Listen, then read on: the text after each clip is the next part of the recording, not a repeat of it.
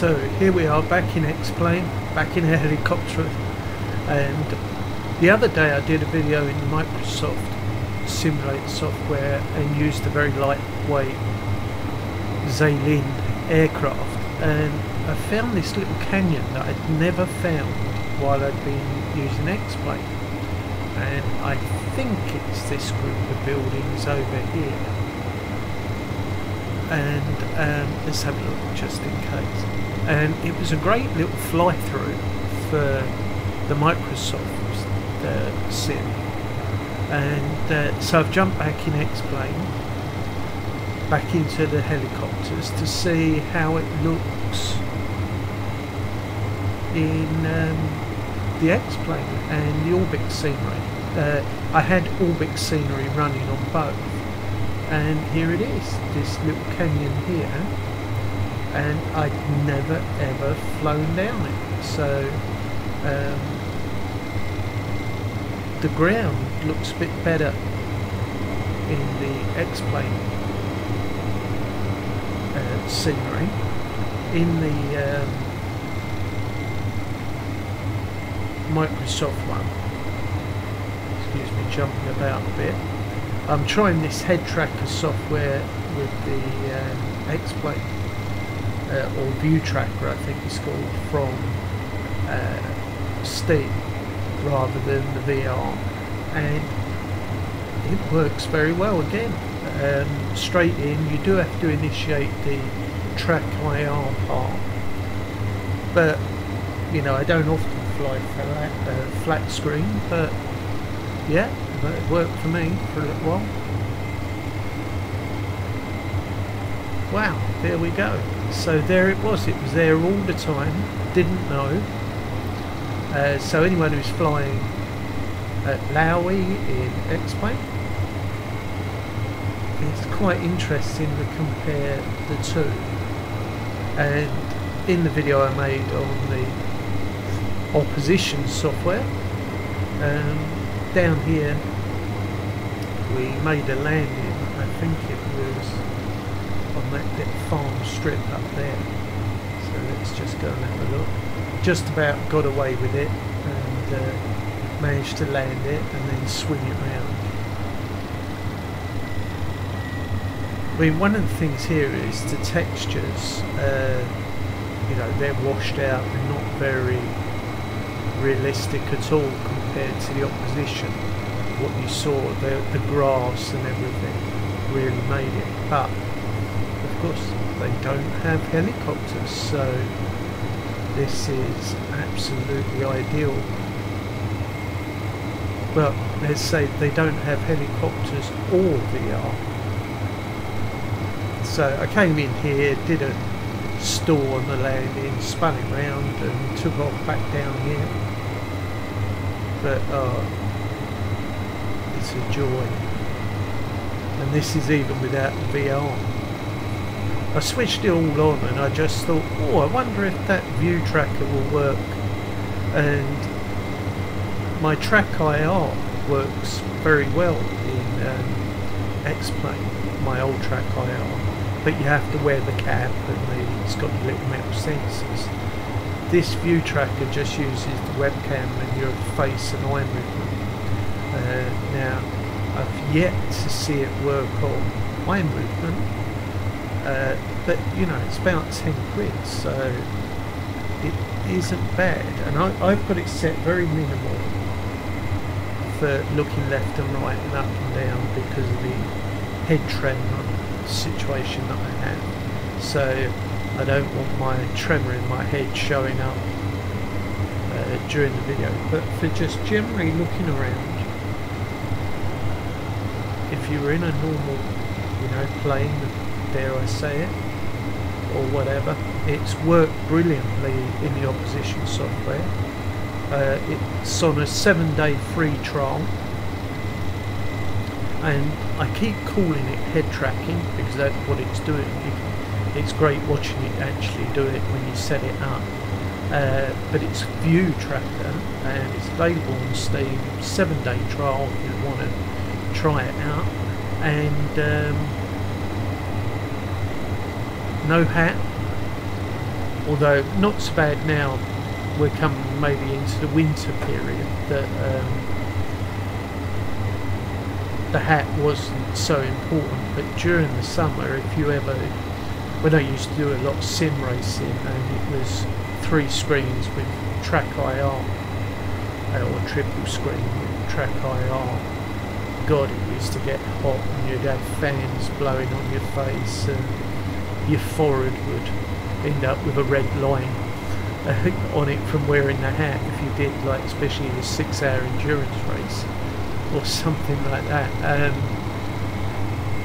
But this tracking software, just looking at the face, and I do believe there are other versions out there, and I'm not saying that protecting the interest of anyone, but I believe there was a predecessor to this that was very, very good, that you can still get hold of, but when I looked on the page, I didn't think it supported the Microsoft, but a friend of mine told me that if I'd actually recached my page, that they are offering Microsoft support, but I've yet to check that out, so I don't know for sure. And I think that one actually might be called Face Tracker, but if you're going to do this, you're going to do a bit of homework anyway, aren't you? So this one's available from Steam, ViewTracker. It's been very, very good, very easy to set up, and if you do fly flat screen and don't do VR, well worth a go. It doesn't compare to the VR experience. Very little does, you know, even having this monitor, it's is it a 50-inch screen, and you know, running at very high detail, and it looks gorgeous, but it's not the same as flying in VR, and you know, that's still the thing with the opposition software, that until they get VR sorted and helicopters sorted, there's an awful lot of people in our community that are not going to make the move. I did, and you know, I've been quite open to the fact I've never been a plane person, but these little bush planes with the big fat tyres, like the Zalin and the Carbon Fox, and the one recently from Big Tyre that went up there, they have actually been quite good fun. You know, you can actually fly at this speed and look out the windows and dream of the day that helicopters will be available.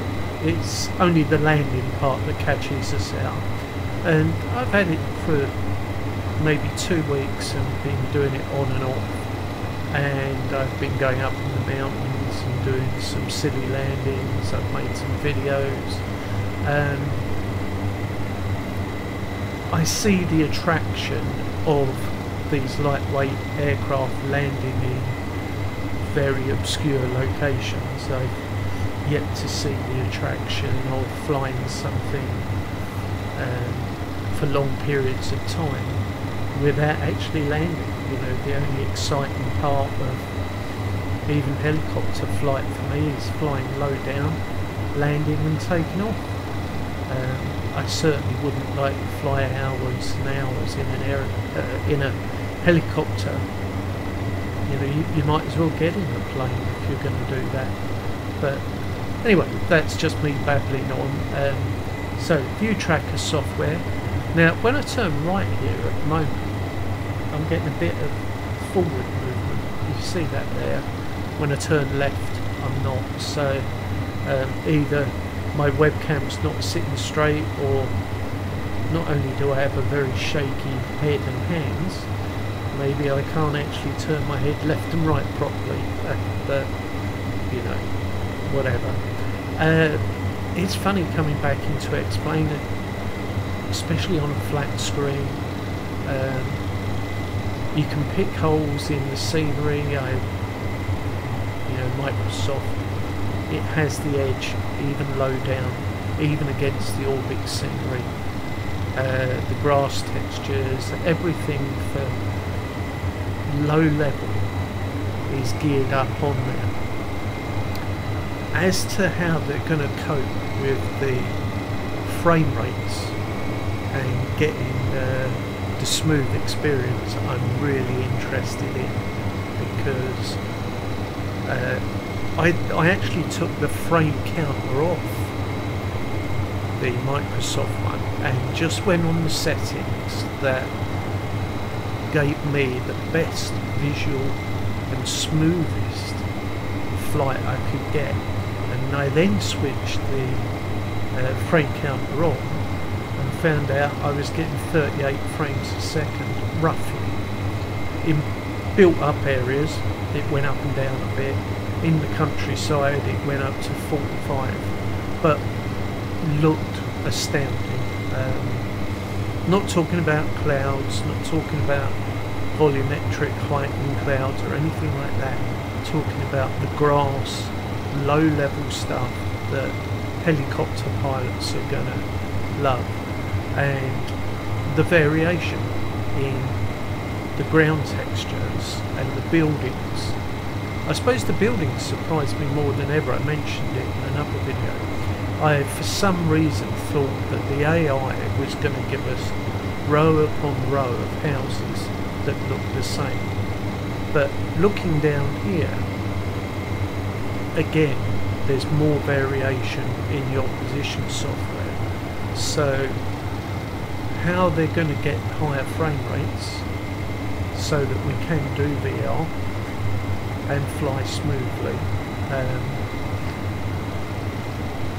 I'm not quite sure, but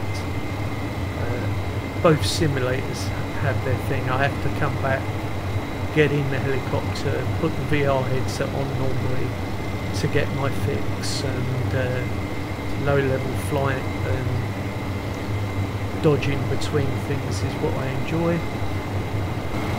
Right, so we'll jump forward a bit just to get us back to the landing pad.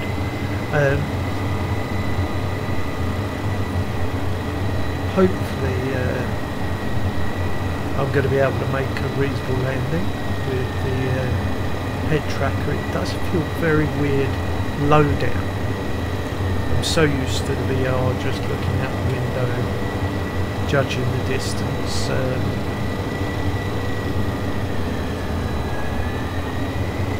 Yeah, it's a little bit strange, but I think you'd get used to it, and certainly if you didn't have a VR headset, you know, the track or ViewTracker software is probably a good option to try at least.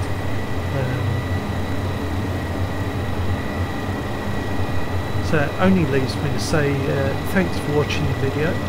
Have a look at ViewTracker on Steam, 7-day trial.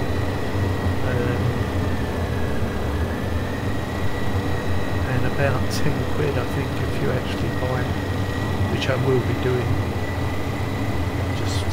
just to be able to use the opposition software. And it is a bit weird when we first, having not flown a helicopter with it before, a little bit rocky. Well, that could just be me anyway. Although some of the VR flights I've had recently have been great, I have to say.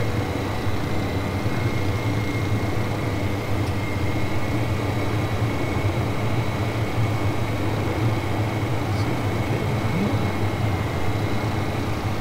Oh, I lost it a bit.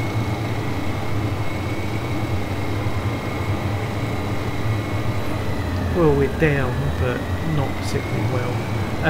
Thank you for watching, much appreciated. Press the like button or the subscribe button if you can, and if not, I'll be seeing you all next week.